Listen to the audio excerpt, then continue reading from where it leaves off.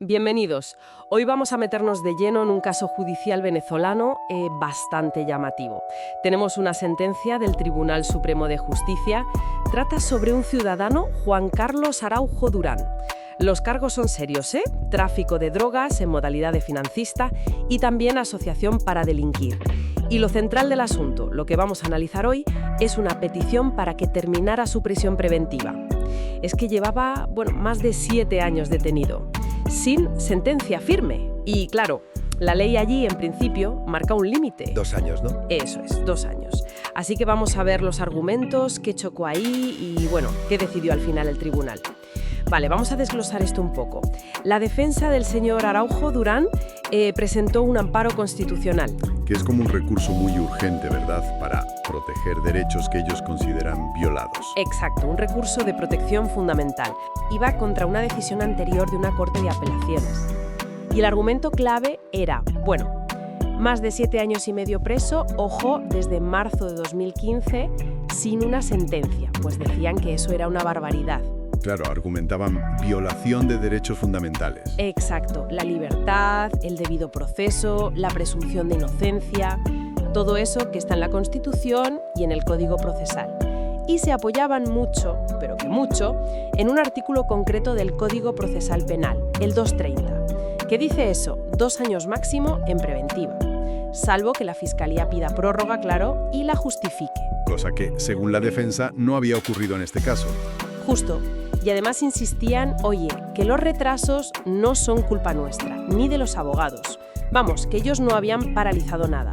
Pedían anudar la decisión de la Corte y el famoso decaimiento de la medida de prisión. O sea, que la orden de prisión, perdiera su validez por el simple paso del tiempo. ¿Eso? Y que lo soltaran ya inmediatamente, o al menos que le dieran una medida alternativa a la cárcel. Sí. A ver, la defensa construye un argumento que, visto así sobre el papel, parece bastante lógico, ¿no? Se basa en ese límite de tiempo legal. Invocan el derecho a ser juzgado en libertad, que es la regla general, artículo 44.1 de la Constitución. Y el 230 del Código que comentábamos. Exacto. Su planteamiento es casi, directo. Han pasado los 2 años, no consta prórroga válida, pues la ley dice que a la calle. Incluso mencionan sentencias anteriores que, según su interpretación, apoyarían esta idea de liberación casi automática. Claro, suena razonable. Un plazo legal es un plazo legal, uno piensa.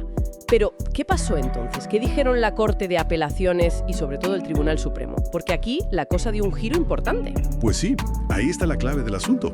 A ver, tanto la Corte de Apelaciones como luego el Tribunal Supremo reconocieron el hecho objetivo. O sea, nadie negó que se habían pasado los 2 años. Vale, eso lo admitieron de entrada. Sí, y con creces además, 7 años. Pero, y aquí viene el pero, argumentaron que el fin de la prisión preventiva no es automático solo por cumplir el plazo. Se pusieron a mirar por qué se había alargado tanto todo el proceso. Y señalaron varias cosas. Primero, la complejidad del caso en sí, que había muchos implicados. Múltiples imputados, sí, eso siempre complica. Eso es. Luego, las interrupciones que sufrió el juicio, por traslados, cambios de juez, vacantes judiciales. Esas cosas que a veces pasan en los sistemas judiciales. E incluso un detalle no menor, y bastante llamativo. Una sentencia condenatoria que se le llegó a dictar en 2020. Fue anulada en 2022 por la propia Corte de Apelaciones. ¡Ah, caray! O sea, tuvieron que volver a empezar con parte del juicio. Claro, eso obligó a reiniciar parte del juicio oral. Así que la conclusión de los tribunales fue que no había una inactividad judicial, culpable o una paralización imputable al Estado que forzara la liberación sin más. Entiendo. O sea que justificaron la demora por la propia naturaleza compleja del caso y los problemas procesales que fueron surgiendo. Pero ¿fue ese el argumento definitivo? ¿El que cerró la puerta al amparo? Fue un argumento importante, sí, para justificar la dilación, pero el argumento con más peso, el que realmente inclina la balanza para el Tribunal Supremo, es la naturaleza de los delitos imputados. Ajá. ¿Y qué dijeron sobre eso? Pues califican el tráfico ilícito de drogas a gran escala, y en concreto en esa modalidad de financista, como un delito de lesa humanidad. Y ojo, no es una ocurrencia. Se basan en la propia Constitución venezolana, en los artículos 29 y 271, y en su propia jurisprudencia, que es constante en calificarlo así. Lesa humanidad, eso ya son palabras mayores. ¿Y qué implicaciones tienen esa calificación para la prisión preventiva en este caso concreto? Implicaciones enormes, fundamentales. Según el criterio del Tribunal Supremo, esa calificación sitúa estos delitos en una categoría especial, fuera del alcance de ciertos beneficios procesales. Beneficios que, según ellos, podrían llevar a la impunidad. O las medidas alternativas a la cárcel, las cautelares sustitutivas. Exactamente. Eso es lo crucial aquí. Consideran que esos delitos están excluidos de medidas cautelares sustitutivas a la privación de libertad. Se apoyan directamente en el artículo 29 de la Constitución. La lógica que siguen es liberar a alguien procesado por un crimen considerado de lesa humanidad, incluso si se han superado los plazos ordinarios de la prisión preventiva, pues supone un riesgo demasiado alto. Un riesgo de fuga, de que obstaculice la justicia. Sí, de fuga, de que siga delinquiendo, y sobre todo por el daño social masivo que estos delitos representan. El daño a la salud pública, a la sociedad en general. Por eso la Sala Constitucional del TSJ concluyó que la Corte de Apelaciones había actuado correctamente, que al ponderar la extrema gravedad del delito y la complejidad procesal demostrada, mantener la prisión preventiva era la decisión adecuada para evitar la impunidad. Y por eso rechazaron el amparo de plano. Lo declararon improcedente in limine litis.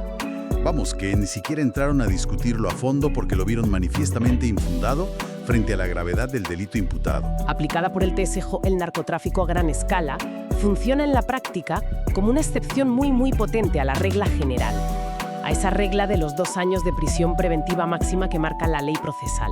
La lucha contra la impunidad en esos delitos específicos pesa más que la garantía temporal. Exactamente. El fallo lo que tiene que subrayar es, ojo, al interpretar las normas sobre libertad provisional, hay que tener muy en cuenta el mandato de la Constitución de no dejar impunes crímenes de esta particular magnitud y trascendencia. La protección de la sociedad, de la salud pública, justifica para el tribunal esta visión más restrictiva de las garantías procesales puramente temporales en casos tan graves. Esto, claro, nos deja dándole vueltas a un dilema complicado, ¿verdad? Por un lado, está el derecho fundamental a no sufrir prisiones preventivas que se alargan años y años, a ser juzgado en un plazo razonable. Pero, por otro lado, está la necesidad imperiosa del Estado y la sociedad de perseguir y sancionar delitos que son devastadores, como el narcotráfico a gran escala. Sobre todo cuando los propios juicios se complican y se alargan, a veces por motivos que escapan al control de todos los actores. Es una tensión muy difícil de resolver, ¿sí? Un equilibrio complejo que pone a prueba a cualquier sistema judicial.